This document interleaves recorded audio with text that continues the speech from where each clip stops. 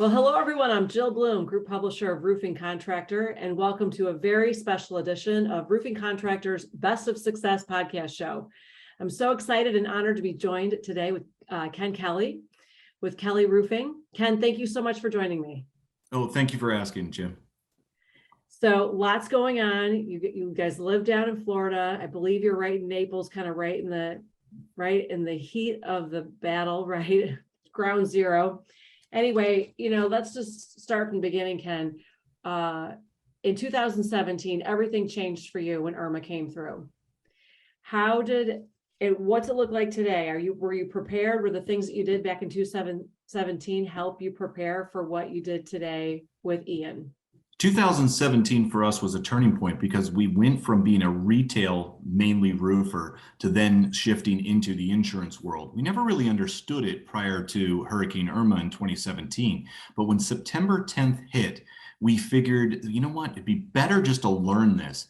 Because what had happened in years past is the storm chasers come in and they're really good at what they do. They bring a team of salespeople. They understand the back end work with the insurance companies. They get these ridiculously high approvals. They make a lot of money and then boom, they're gone. So they don't have to worry about all of the, let's call it warranty work or callbacks and so forth. So, they're just insanely profitable. And we said, why not play in that world since we have this incredible opportunity right here in our backyard? And I kind of felt bad for all of the roofers around the country who have a similar phenomenon happen to them when, let's say, a hailstorm or a wind event or tornado or hurricane comes through their backyard. So it was important to me to not only figure this out, but also document the process. And I've been able to share some of that with you and Roofing Contractor in the past. But the short of it is, yes, everything that we were able to produce for the last storm is absolutely coming together for this one.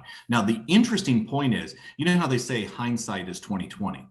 We are now able to look back on some of the mistakes that we made in the last storm, knowing what we need to correct. And our launch out of the gate, let's say this time, is much, much better than it was last time.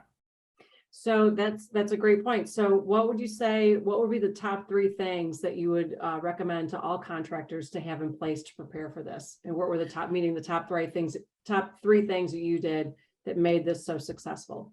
Yeah, so number one is going to be people, and they don't necessarily need to be on your payroll all of the time. I've heard some roofers say, I'm going to keep this guy on in case a storm hits. Maybe not the best idea. But to at least have a Rolodex of contacts throughout the country that you can call on if there is an event so that they can come and make a couple extra bucks, but at the same time, help your organization and more importantly, help your community recover from it.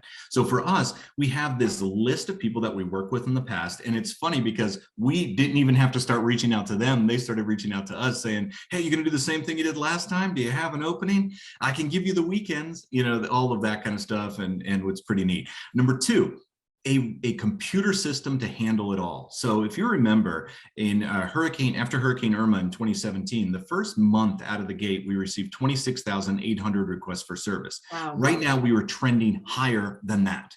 Wow. So what we had in place last time, although not fully, was a good CRM system that we could catalog all of these requests for service and start putting them into buckets, whether it's estimates, insurance inspections, emergency repairs, replacements, so forth. Today, we have a much more sophisticated system to where there's a ton of automation in the back end. Give you an idea. We were fortunate enough, if you remember the Best of Success that was at the JW Marriott down in Marco. Mm-hmm. Well, that last time when Hurricane Irma came through, it really devastated that hotel when they were doing the renovation to turn it into the JW.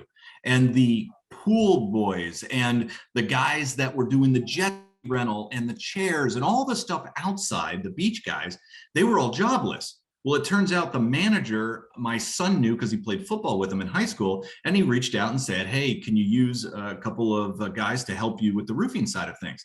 So we brought them into the office and they just sat there and did data entry, taking website form fills and putting them in our computer system. Well, now that's all automated. And on top of that, we can take payments and we can push them through to opportunities or directly to jobs, depending on what it is. So having a computer system that is able to catalog all of the requests and keep you organized organized is huge.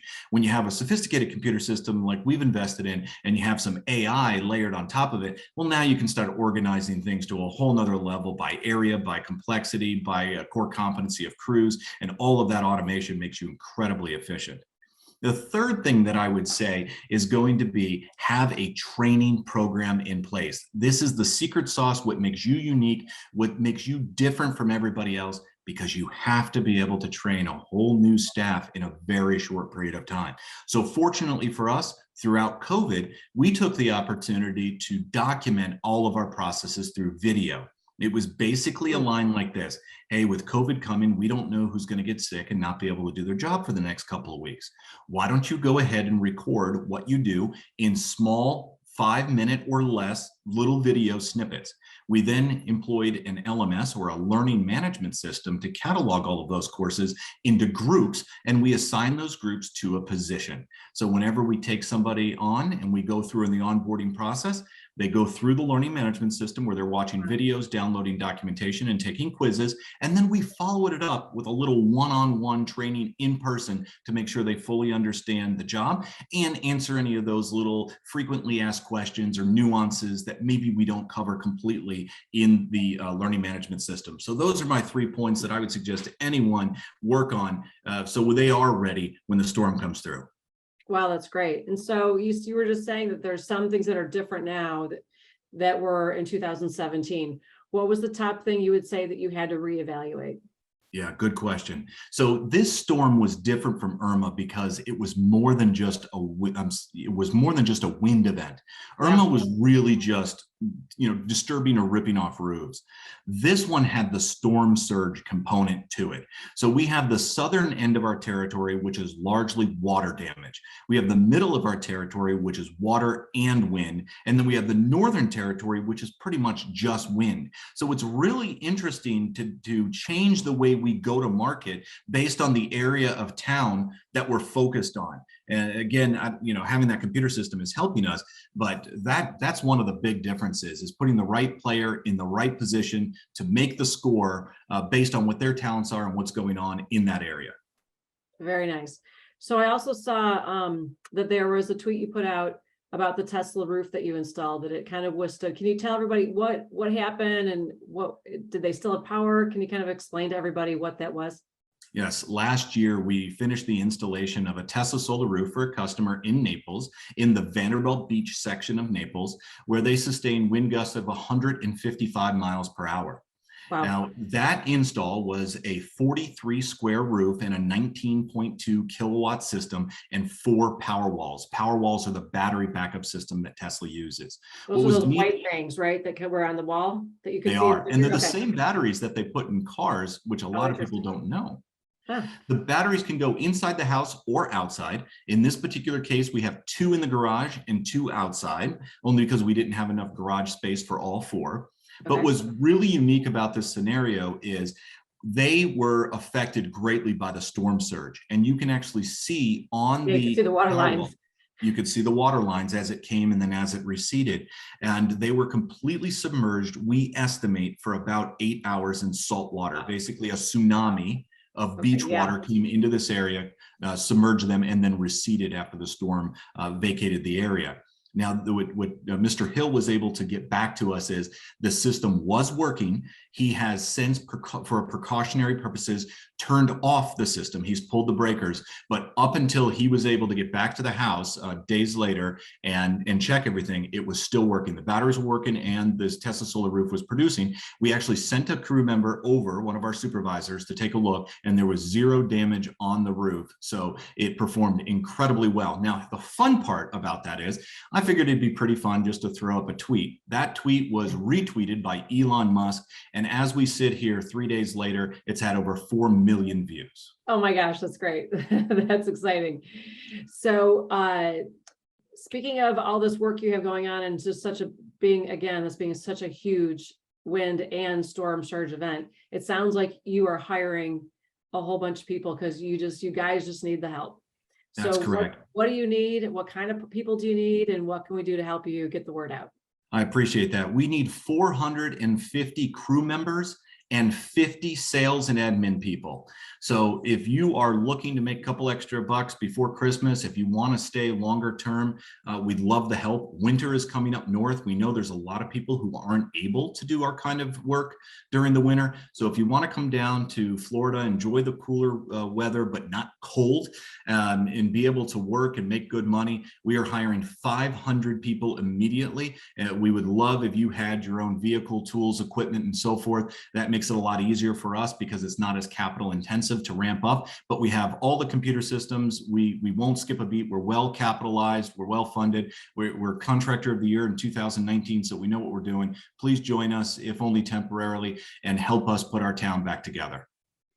Sounds great. Well, we hope that people will hear this and know that you're a great company to head down to Florida and help out with, and also make some money. Exactly. Christmas is coming and everybody clearly needs the help. Ken, thank you so much for your time. I know you're really busy out there. I really appreciate you, stepping away from work for a moment to talk to me so we can tell everybody what's going on. And we look forward to talking to you soon. Anything else? If anybody has any questions or they want to apply for that job, what's the website? The best way to get in touch is go to kellyroofing.com. And Jill, I want to thank you and the entire roofing contractor team. Your distribution of information has been fantastic. Thank you for helping get the word out. Oh, my pleasure. And if anybody has any questions for us, it's roofingcontractor.com. And while you're there, make sure you sign up for our free e-newsletter so you can always stay up to date on all our great videos like we're doing today with Ken Kelly. But most importantly, stay safe and healthy, and we can't wait to talk to you soon. Thanks again, Ken. Thank you.